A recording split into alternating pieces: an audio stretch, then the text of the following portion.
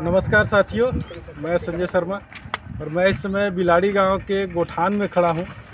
सरकार छत्तीसगढ़ शासन जो है वो गोठान योजना एक चलाई हुई है, जिसमें नरवा गुरवा बाड़ी की बात करते हैं, उसमें एक गोठान महत्वपूर्ण पार्ट है। और मैं इस बिलाड़ी में आया हूं यहाँ पे देखने के लिए। तो गोठान तो आप देख सकते हैं पूरा गोठान को, लेकिन पर्टिकुलर मैं ये जानने के लिए आया था कि यहाँ पे खाद बहुत अच्छा बन रहा है, वर्मी कंपोस्ट खाद, जो वर्मी से ही बना रहे हैं और महिलाएं सक्रिय होकर बना रही हैं और उसका सप्लाई भी नियमित हो रहा है, जिससे महिलाओं को एक निश्चित आय मिल रही है।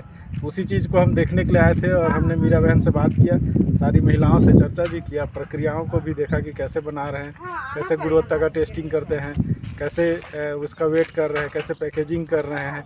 सारा काम यहाँ पे महिलाएं स्वयं कर रही हैं। और जब प्रोसेसिंग हो जाता है, पैकेजिंग हो जाता है, इसके बाद सहकारी समिति को जाता है और वहाँ से फिर सरकार उसको किसानों को देने का काम करती है। तो ये एक कुल मिलाकर के बहुत अच्छा प्रक्रिया चल रहा है। ये चूँकि हमारी पुरानी पद्धति थी, जिसको पहले लोग अपने जो गड्ढा बना करके और गोबर को रखते थे और वहाँ से करते थे। केचुआ भी जो है वो खेतों में पैदा हुआ करता था, लेकिन रासायनिक खाद के चलते वो केचुआ धीरे धीरे ख़त्म हो गए, जिनको अब प्रोसेस करके लाया जा रहा है। तो ये हमारे लिए कोई नया चीज़ नहीं, नया ये है कि इसको प्रोसेस किया जा रहा है, पहले बिना प्रोसेस के मिलता था। तो ये चीज़ को जानने और समझने के लिए कि धीरे धीरे लोग इसको जागृत हो रहे हैं कि नहीं हो रहे हैं।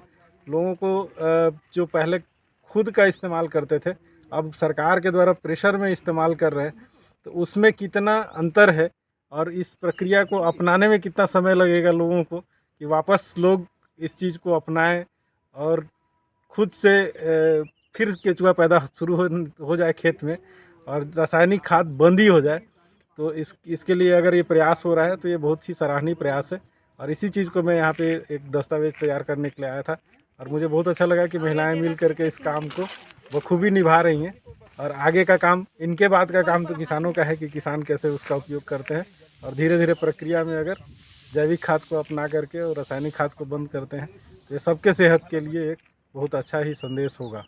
नमस्ते, मेरा नाम मीरा कनाजे है और मैं बिलाड़ी गौठान में काम करती हूँ।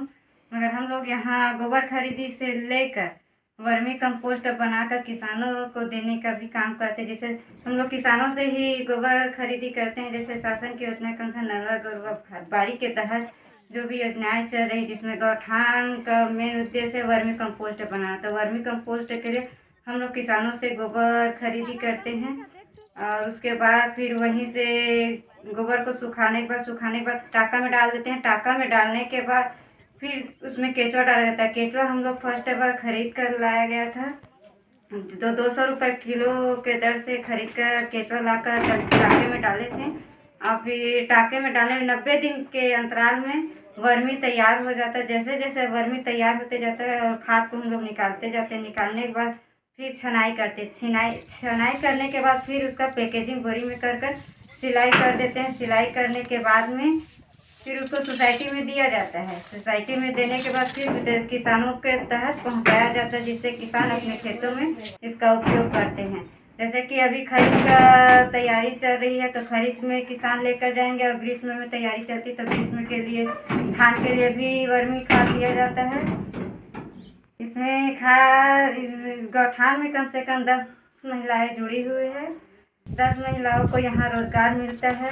और जैसे हम लोग को खाद जैसे ही किसानों के पास पहुँच जाता है तो हम लोग के खाते में अकाउंट में पैसा आ जाता है। अभी तक के लगभग हम लोग को 1 से 1.5 लाख रुपए तक की इनकम हो जाती है। पूरे महिलाओं को मिला भैया, सभी को बराबर का हिस्सा मिला गया है। ये साल भर का है, 1 से 1.5 लाख। समिति से ही जाता है, डायरेक्ट समिति से ना सोसाइटी से ही किसानों तक पहुंचाया जाता है। ऐसे डायरेक्ट कोई किसान यहाँ आकर नहीं लेकर जाते। जब तक वहाँ सोसाइटी में उसका QR कोड नहीं कटेगा तब तक किसान गौठान में आकर खाद नहीं ले जाते। कुछ जगह में इसका प्रचार प्रसार भी किए हैं वर्मी का, और 2-3 जगह सैंपल भी भिजवा गए हैं कि खाद का क्वालिटी देखे। तो अदर जैसे किसान लोग हैं जो गमले उमले में सब्जी बाड़ी लगाते हैं, जिनको सोसाइटी के माध्यम से खाद नहीं मिल पाता, वो भी आकर खरीद ले। उसके लिए भी कुछ प्रक्रिया कर रहे हैं अपने ही इस तरह से। अगर हो जाता है तो हम लोगों के लिए बहुत अच्छा रहेगा। खाद का गुणवत्ता लेब जाते हैं हमारे आईओ के माध्यम से। खाद लेब चेकिंग के लिए चला जाता है, जिसमें उसकी क्वालिटी पूरी तरह से मिलता है। जब तक लेब चेक नहीं होगा तो हम लोग जान भी नहीं पाएंगे खाद में कितना मात्रा नमी है, कितने केचुए के अंडे हैं, कितने क्या है, ये नहीं जान पाएंगे। और लेब के माध्यम से ही पता चलता। पैकेजिंग से लेकर काटा तक का महिलाएं करती, गोबर खरीदी भी महिलाएं करती, हर चीज़ महिलाएं करती।